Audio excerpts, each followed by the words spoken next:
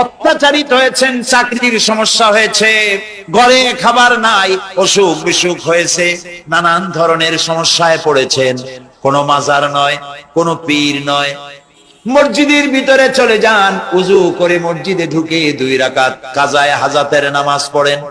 রাসূলুল্লাহর উপরে যখনই বিপদ হতো তিনি নামাজে দাঁড়ায় যেতেন। সুবহানাল্লাহ বলো। আপনি কেন যাবেন একটা কবরের কাছে? আপনার সাহায্য কামনার জন্য কোনো পীর নয়, আপনার সাহায্যের জন্য কোনো কবর নয়, সাহায্য পাওয়ার জন্য কে? আল্লাহ চান আপনার ঈমানটা খালেস হোক।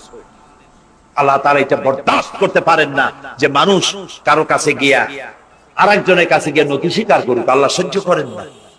ইন্না শিরকা লাযুলমুন আযীম, শিরক হচ্ছে মস্ত বড় জুলম, অত্যাচার। আল্লাহ সব থেকে অপছন্দ করেন কোন গুনাহ বলেন? শিরক। আল্লাহ সহ্যই করেন না। কেন করেন না? একটা যুক্তিতে আসে। যারা বিবাহ করেছে তাদের স্ত্রী যদি স্বামীর সাথে যে ধরনের হাসি খুশি প্রেমের আদান প্রদান করে, স্বামী ছাড়া যদি আরেকজন পুরুষের সাথে এরকমের ভাব বিনিময় করে, ফোনে কথা বলে, প্রেম করে, খুব সুন্দর করে ভালোবাসা দিয়ে যদি চিঠি লেখে অন্য পুরুষের কাছে, অথবা প্রেম নিবেদন করে, তাহলে স্বামীদের অবস্থা কেমন হবে বলেন? এইটার জবাব দিতেও যদি দেরি হয় তো খুবই কুলক্ষণ। হ্যাঁ, ভয়ানক হবে, ভয়ানক হয়ে যাবে। নিজের চরিত্র যতই যা হোক, বউর চরিত্র ভালো চাই। আচ্ছা বলেন তো, স্ত্রী আপনার সঙ্গে যেভাবে প্রেমের হাসি হাসে, প্রেম নিবেদন করে, ওই রকম আরেকটা পুরুষের কাছে সাথে করলে আপনার সহ্য হয় না কেন? আপনি স্ত্রীর উপর আপনার অধিকারটা কতখানি, কি জন্য? আপনার স্ত্রীর যে হাসি, যে মিষ্টি হাসি, যা আপনার প্রাণ কেড়ে নেয়, ওই হাসিতে আপনার কোনো অবদান আছে বলেন? তার যে টানা টানা চোখ, সুন্দর ভ্রু, মাথায় অনেক লম্বা চুল, শরীরটা সুন্দর, যৌবন, রূপ, এর ভেতরে আপনার কোন অবদান আছে? হ্যাঁ আছে, একটু তো আছে। আপনি যে মুখ দিয়ে বউটা হাসে, সেই ঠোঁটে একটু লিপস্টিক লাগাইছেন। যে চোখের জন্য আপনি পাগল, সেই চোখে একটু কাজল লাগাইছেন। শরীরটাকে পেঁচাবার জন্য সুন্দর একটা শাড়ি কিনে দিছেন। একটা শাড়ি দিয়ে, একটু লিপস্টিক কিনে দিয়ে, চুলের একটা ক্লিপ কিনে দিয়ে, একটা ভালো শাড়ি কিনে দিয়া স্ত্রীর উপরে যদি এত অধিকার আছে যে কোনদিন মৃত্যু পর্যন্ত কোন প্রেমের হাসি, ভালোবাসার আদান প্রদান আপনি ছাড়া আর কারো সাথে করতে পারবে না, এইটা যদি আপনার অধিকার এভাবে প্রতিষ্ঠিত হয়, তাহলে এই হাসি যিনি দিলেন, এই দাঁত, এই সুন্দর চোখ, এই রূপ, এই যৌবন আল্লাহ তাআলা দিলেন, তার সামনে কোন পীর অথবা কবরের সামনে যদি হাত পাতে আল্লাহ বরদাস্ত করেন না। কথা কি বুঝে আসছে? কথা বুঝে আসছে? আলহামদুলিল্লাহ বলে। আলহামদুলিল্লাহ। বুঝলেই আমাদের কষ্ট সার্থক। আলহামদুলিল্লাহ বলে। আমরা যেন আল্লাহরে চিনতে পারি, বুঝতে পারি। আমার বিশ্বাস করুন, কোরআন আমার সামনে, আল্লাহর কসম, কোন জীবিত পীর, কোন মৃত্যু পীর আমার ভাগ্যের ভালো বা মন্দ করার কোন অধিকার রাখে না, রাখে না, রাখে না। কোন পীর ফু দিয়ে আমার ভাগ্যকে ভালো বানাই দিতে পারবে না, পারবে না, এবং আমার একটা চুলও বাঁকাও করতে পারবে না। খাইরিহি ওয়া শাররিহি মিনাল্লাহি তাআলা। আমার ভালো, আমার মন্দ করার একমাত্র মালিক কে? এক আঙ্গুল আকাশের দিকে উঁচু করে চিৎকার দিয়ে বলুন কে?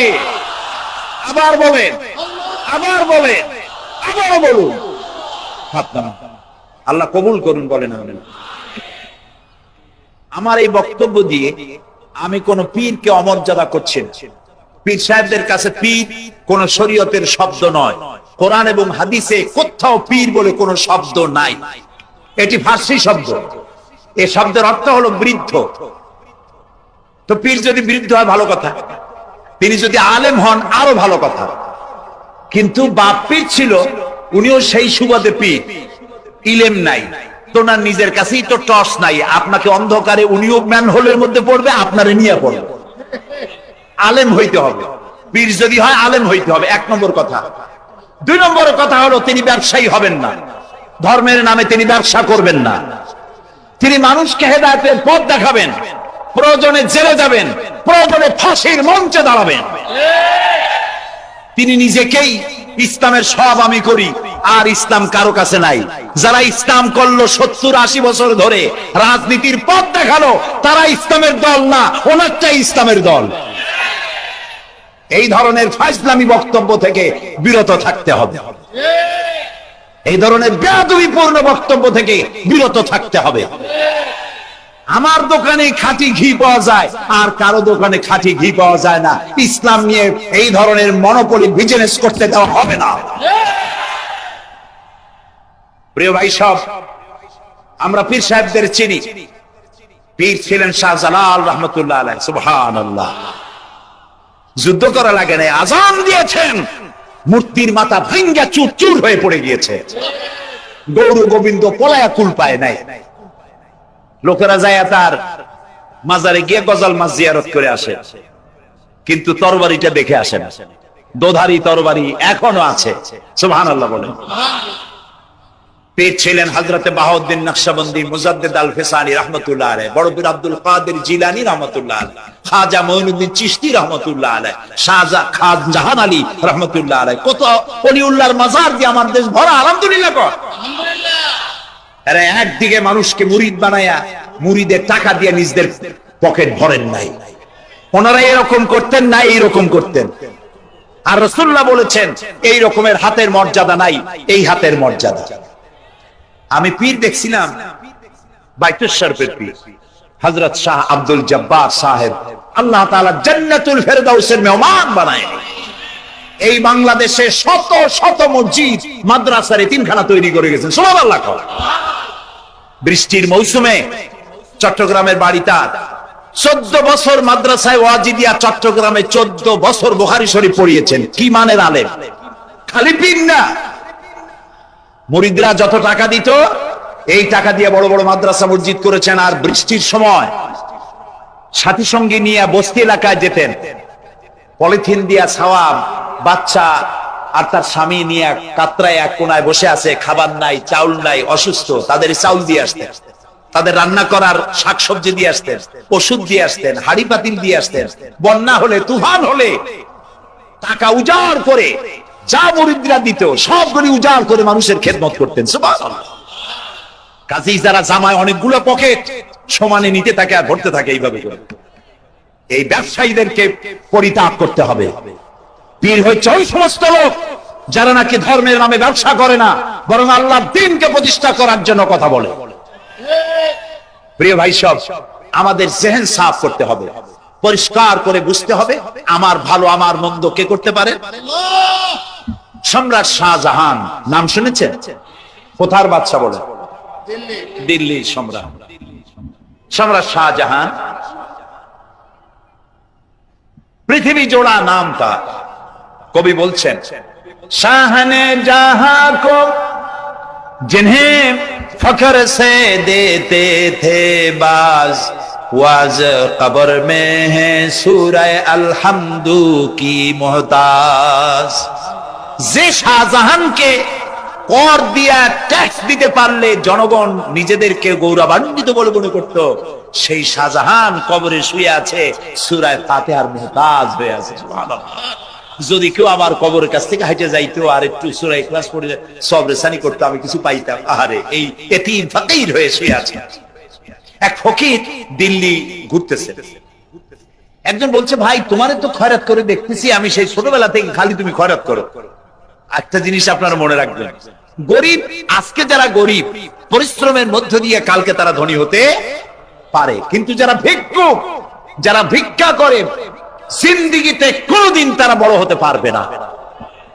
ভিক্ষা করা যাদের অভ্যাস, জীবনেও বাড়ি করতে পারবে না, জীবনেও ধনী হইতে পারবে না, কিন্তু গরিব ধনী হইতে পারবে। কারণ হলো আল্লাহর কাছে দুইটা বৈধ জিনিস অত্যন্ত ঘৃণিত। কয়টা? একটা হলো তালাক আর একটা হলো ভিক্ষাবৃত্তি, মানুষের কাছে চাওয়া আল্লাহ পছন্দ করেন না। তো ভিক্ষুক ঘুরতেছে, একটা লোক বলল, মিয়া তোমার তো সারা জীবনই খরচ করতে দেখি। খরচ করবো না, করবো কি? যার কাছে যাই সে দেয় 4 আনা 2 আনা 1 টাকা, এর বেশি তো দেয় না। তেদি আমি কেমনে বড় লোক হই? কয় যে তুমি বাদশার চোখে দেখো না, বাদশার চোখে দেখো না। কয় বাদশার কাছে কি আমার মতো লোক যাইতে পারে নাকি? কল না, যাইতে হবে, যাও। বাদশা একবার যাবা, এমন দেওয়া দেবে জীবনে আর তোমার খরচ করা লাগবে না। পাতি শিয়ালের পিছনে ঘুরে তো লাভ নাই। পাতি শিয়ালে খায় মুরগি, তোমার একটা ঠ্যাং দেবে, দাঁতের খেলালের কাজ হবে না। বাঘের পিছনে ঘোরো, বাঘে খায় গরু আর হরিণ, একটা রান দিলে তুমি 1 সপ্তাহ খাইতে পারবে। কাজে ঘুরতে গিয়েও বোঝা উচিত কার সাথে ঘুরবে। তো বলছে বাদশার কাছে যাও। তো বাদশারে পাবো কই? কই তো দেখলাম কেবল মসজিদে ঢুকলো। তারপরে ফকির গিয়ে দাঁড়ায় আছে বারান্দায়, দেখে যে উনি বাদশা ভেতরে বসে হাত তুলে আছে ভাবে, আর চোখ দিয়ে পানি পড়ে দাড়ি ভিজে ভিজে পড়তেছে। নামাজ শেষ করে, মোনাজাত শেষ করে বাদশা বেরিয়েছে। কোন বাদশা? শাহজাহান। বাইরে আসার পর ফকির বলল আসসালামু আলাইকুম, বলে ফকির রওনা করছে। বাদশা বলে দাঁড়াও, তুমি যে রওনা করলা, তোমার তো ভিক্ষুক মনে হয়, আর লোকেরা যারা ভিক্ষুক না তারাও তো আমার কাছে চায়, আর তুমি তো ভিক্ষুক, চাইলে না কেন কিছু? ভিক্ষুক বলে জাহাপানা,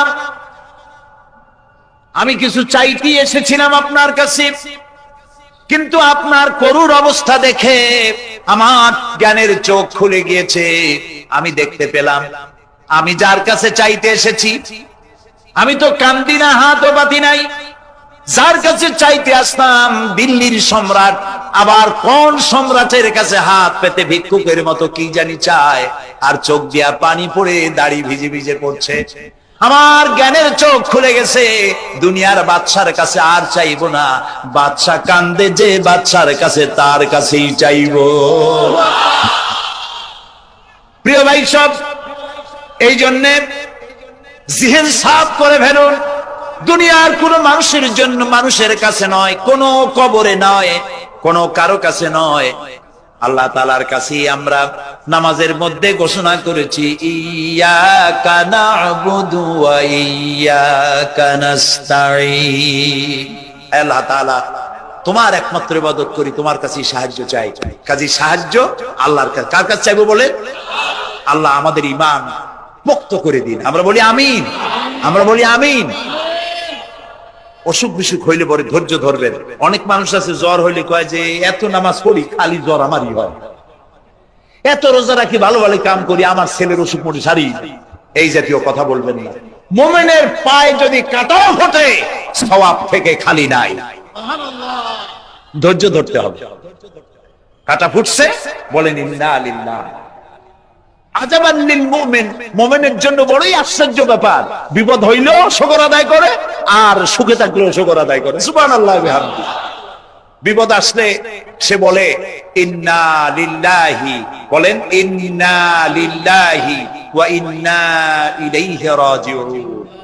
আর যখন শান্তি আসে বলে আলহামদুলিল্লাহ। দুই অবস্থায় তার জন্য নিয়ামত আল্লাহর তরফ থেকে সে পায়, আলহামদুলিল্লাহ। প্রিয় ভাই সব, তো আল্লাহর উপর ঈমান আনার জন্য কয়টা শর্ত বলছি না? এই যে প্যাচ লেগে গেছে, কয় যে 3টা। আল্লাহর উপর ঈমান আনার জন্য শর্ত কয়টা? 7টা। 4টা বলছি, কয়টা? 2টা। আরেকটা হচ্ছে আল্লাহর কুদরত, এ বিশ্বাস করা। আল্লাহর কুদরত মানে শক্তি। আল্লাহর কিছু বিশ্বাস করবেন, বলেন জোরে? শক্তি। আকাশ এবং জমিনের শক্তিশালী কে? কিন্তু আমার দেশের জনগণ, কিছু কিছু রাজনীতিবিদরা বলে জনগণই নাকি সকল ক্ষমতার, সকল শক্তির উৎস। কি পাগল! তুমি ক্ষমতার উৎস? নাকের মধ্যে ময়লা, দাঁতে ছাতা, পেটের মধ্যে দুর্গন্ধ ভরা, ক্ষমতার উৎস। আশ্চর্য কথা। এই যে ক্ষমতার উৎস, হাজার হাজার লোক এখানে বসা, 2টা ভাউয়া ব্যাংক যদি 2 কোণা দিয়ে ঢোকে, ভাউয়া ব্যাংক চেনেন? বিগ সাইজের ব্যাংক, 2টা যদি দুই দিক দিয়ে ঢোকে লাফাইতে লাফাইতে, সামনে যারা আছে এমনি লাফাবে। অন্তত টঙ্গী তামিরুল মিল্লাত মাদ্রাসা ছাড়াইয়া তারপরে ফিরে তাকায় বলবে, ভাই আমরা দৌড়াই কেন? ব্যাংকের সামনে অসহায়, বল্লা ভীমরুলের সামনে অসহায়, সাপের সামনে, বিচ্ছুর সামনে অসহায়, তারা কয় সকল ক্ষমতার উৎস জনগণ। কপাল পোড়া। ক্ষমতার উৎস জনগণ নয়, এটা কোরআনের সাথে কন্ট্রাডিকশন হয়। এ কথা আল্লাহ বলেছেন, আন্নাল কুওয়াতা লিল্লাহি জামিয়া। সকল ক্ষমতার উৎস কে? চিল্লায় বলো। ক্ষমতা কি দেখছেন? মাত্র 1.5 মিনিট। কয় মিনিট? মাত্র 1.5 মিনিট। আল্লাহ বলেছেন কোন, সাথে সাথে তামিলনাড়ু, মালয়েশিয়া, ইন্দোনেশিয়া, থাইল্যান্ড, মালদ্বীপ, শ্রীলঙ্কা 2 লক্ষ লোক শেষ, 1 লক্ষের খোঁজ নাই। সমুদ্রের পানি 33 ফিট উঁচু হয়ে এসছে। সুবহানাল্লাহ কই দিচ্ছে করে না? বিজ্ঞানীরা বলেছেন ভারত মহাসাগরের তলদেশে ফাটল ধরেছে, ওর কয়েক কিলোমিটার নিচে ভূমিকম্পের উৎপত্তি হয়েছে। ভারত মহাসাগরের পানি 3 হাত না 4 হাত? কত কিলোমিটার আল্লাহই জানে। এই কয়েক কিলোমিটার নিচে যে মাটি, সেই মাটিরও কয়েক কিলোমিটার নিচে ভূমিকম্পের উৎপত্তি। এখান থেকে ভূমির কম্পন হয়েছে, সেই ভূমিকম্পে সমস্ত মহাসাগরের মধ্যে, ভারত মহাসাগরের মধ্যে জলকম্পন শুরু হয়েছে। পানির কম্পন, মাটির কম্পন একসাথে। 33 ফিট উঁচা, মানে 4 তলা বিল্ডিং এর মতো উঁচু হয়ে আসছে পানি। 4 তলা পরিমাণ উঁচু হয়ে পানি চলে আসছে। বাড়ি গাড়ি সব কিছু খড় কুটার ন্যায় সব উড়িয়ে দিয়েছে। এগুলোর কপাল পোড়া নাস্তিক যেগুলি, তারা বলে প্রাকৃতিক দুর্যোগ। আর বাপের মাথা। আচ্ছা, প্রাকৃতিক দুর্যোগ, প্রকৃতি কি? কোন জন্তুর নাম? প্রকৃতি কোন জন্তু, জানোয়ারের নাম? প্রকৃতি নিজে চলে না কেউ তাকে চালায়? কে চালায়? কপাল পোড়া রাতা বসেন। বিশ্ববিদ্যালয়ের শিক্ষক হয়েছে তো আল্লাহ দিয়ে আসি করছি, তবে সব খারাপ না, ভালো আছে আলহামদুলিল্লাহ। কিছু আছে কপাল পোড়া, বিশেষ করে শান্তিনিকেতনে যারা পড়াশোনা করে আসে, সাহিত্য চর্চা করে। এই সাহিত্য চর্চা করতে করতে এক পর্যায়ে কপাল পুড়ে যায়, আল্লাহরে চিনতে পারে না। সব চেনে, আল্লাহরে চেনে। আল্লাহ এখন চিনাইতেছে ভালো করে। প্রিয় ভাই, সব কওমে আদ, কওমে সামুদ, এগুলিকে আল্লাহ তাআলা ধ্বংস করেছে। কিয়ামতের আগে এই যে 7টা আকাশ, এই আকাশ সম্পর্কে অবিশ্বাসীরা তারা বলেছে আকাশ বলতে কিছুই নেই, এটা নাকি অনেক দূরে, তাই নীলা নীলে দেখা যায়। কি কপাল পোড়া, চিন্তা করে। নীলা নীলা দেখা যায়। এই আকাশ মহাশূন্য। এই আকাশগুলিকে, আকাশ কয়টা? কয়টা স্তর? 7টা।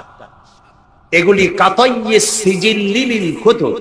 কোরআনে কারিমে আল্লাহ তাআলা বলেছেন কিতাবের পৃষ্ঠার মতো কিয়ামতের আগে একটার পর একটা ঠাস ঠাস করে পড়বে, ভেঙে চুরে চুরমার হয়ে যাবে। ওয়াইদাল বিহারু ফুজ্জিরাত। আল্লাহ তাআলা বলছেন ইযাস সামাউ ফাতারাত ওয়াইদাল কাওয়াকিবু ইনতাসারাত ওয়াইদাল বিহারু ফুজ্জিরাত। আকাশের তারকাসমূহ বিক্ষিপ্ত হয়ে পড়বে। অসংখ্য তারকারাজি, বিশাল বিশাল তারকা বিক্ষিপ্ত হয়ে পড়বে। চন্দ্র সূর্য একটার সাথে আরেকটা ধাক্কা লেগে চাঁদ আর সূর্য আলো হারিয়ে ফেলবে, একাকার হয়ে যাবে। পাহাড়গুলো উঁচু করে আল্লাহ তাআলা জমিনের উপরে আছাড় মারবেন, কালিহিনিল মানফুস, তুলার মতো উড়ে চলে যাবে। সুবহানাল্লাহ বলবা না? কত বড় শক্তি আল্লাহ পাকের। ওয়াইদাল বিহারু ফুজ্জিরাত, সমুদ্র সমূহ বিদীর্ণ হয়ে যাবে। সমুদ্রে যত পানি আছে সমস্ত পানিগুলি নিঃশেষিত হয়ে যাবে মাটির তলায়, এবং সেখানে অগ্নি উৎপত্তি হবে। কোরআনে কারীম আল্লাহ বলে দিয়েছেন গোটা সমুদ্রগুলিতে আগুন জ্বলতে থাকবে।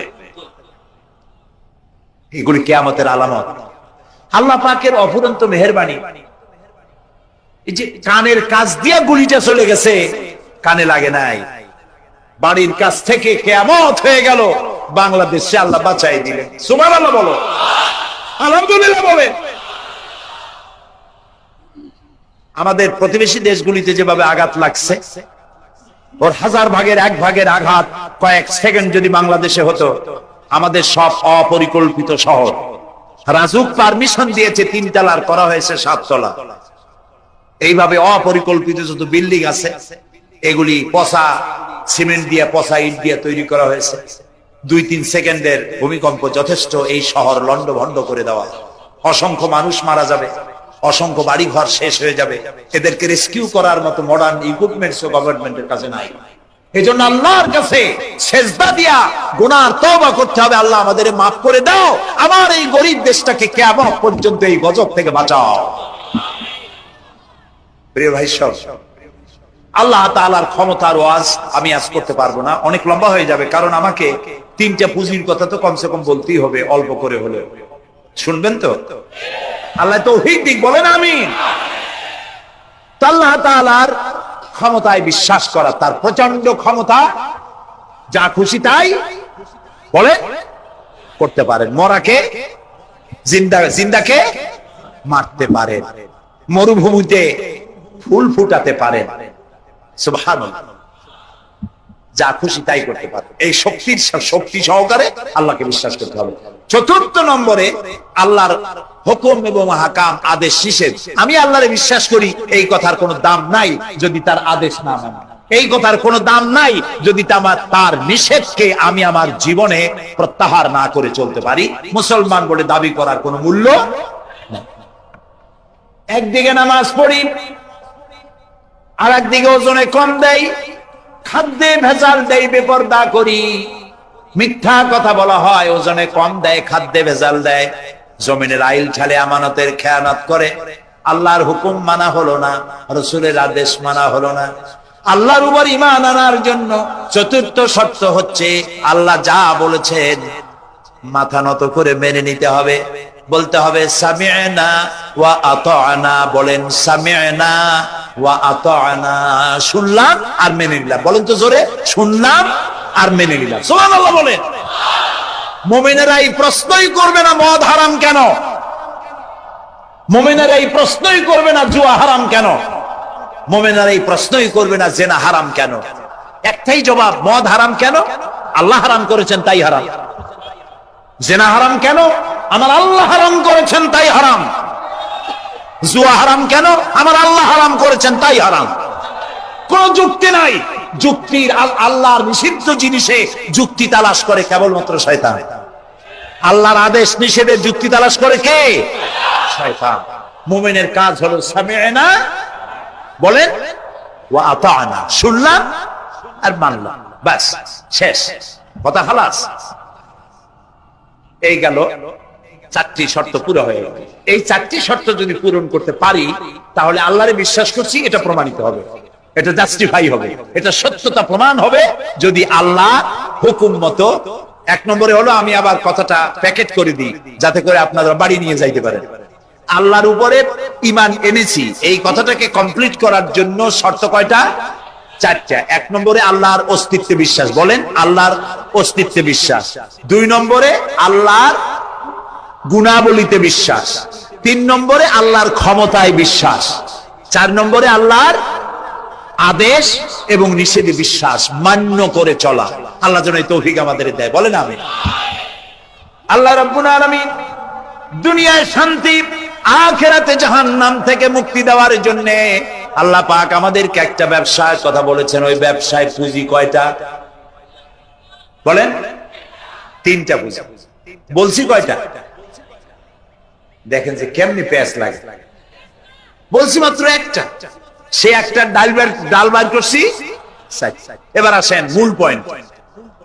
এবার দ্বিতীয় পয়েন্ট, রাসূলের প্রতি ঈমান। আমরা তো রাসূলের প্রতি ঈমান আনছি কিনা বলেন? রাসূলের প্রতি ঈমান এনেছি। আমাদের এই ঈমান যথেষ্ট নয়, কারণ আমাদের ঈমান হলো রবিউল আউয়াল মাসে ঈমান তাজা হয়, ঠিক না? ঠিক না? রবিউল আউয়াল মাস যখন আসে, ব্যানারটা নাই, শামিয়ানাটা নাই, রাস্তাগুলিতে ফ্ল্যাগ লাগাই আর আলোক সজ্জা করি। মন্ত্রীরা আসেন, নেতারা আসেন, সিরাতুন নবী মাহফিলে দাঁড়ায় বলেন নবীর আদর্শ অনুসরণ করা ছাড়া উপায় নাই। অথচ ওনার পা থেকে শুরু করে মাথা পর্যন্ত নবীর আদর্শ নাই। আবার এই নেতা রামকৃষ্ণ মিশনে রামকৃষ্ণ পরমহংসদেব তার মঞ্চে গিয়ে বলেন রামকৃষ্ণের নীতি ছাড়া বিকল্প কিছুই নেই। আবার গৌতম বুদ্ধের জন্মবার্ষিকী উদযাপনের জন্য সেখানে গিয়ে বলেন গৌতম বুদ্ধের অহিংস নীতি অনুসরণ করা ছাড়া জাতির যোগীনাথ হওয়ার আর কোনো পথ নেই। যেখানে যায় সেই জায়গার গুলি ধরে। রবিউল আউয়াল মাস আসতে বলেন আলোক সজ্জা করে ইয়া নবী সালামু আলাইকা, ইয়া রাসূল সালামু আলাইকা। এরপরে গরম গরম জিলাপি রাসূলুল্লাহকে বুঝায় দেওয়া হলো, হে রাসূল আপনি তাকিয়ে দেখেন কত মহব্বত আপনারে করি, আপনার মহব্বতের জন্য আমাদের শহরের কোন মিষ্টির দোকানে আর মিষ্টি নাই, সব আমরা খাইয়া শেষ করছি। এই হলো মহব্বত। এই মহব্বতে এই ইমানে কাজ হবে না। এই ইমানে বলে কাজ হবে না। কোন ইমানে কাজ হবে? রাসূলের প্রতি ইমানের অর্থ কি? এর অর্থ হচ্ছে নবী করিম সাল্লাল্লাহু আলাইহি ওয়াসাল্লাম আমাদের রাসূল, আমাদের নেতা। আমাদের রাসূল আমাদের নেতা, আমরা তার উম্মত, তার অনুসারী। অনুসারীর কাজ কি? নেতার পূর্ণাঙ্গ অনুসরণ করণ।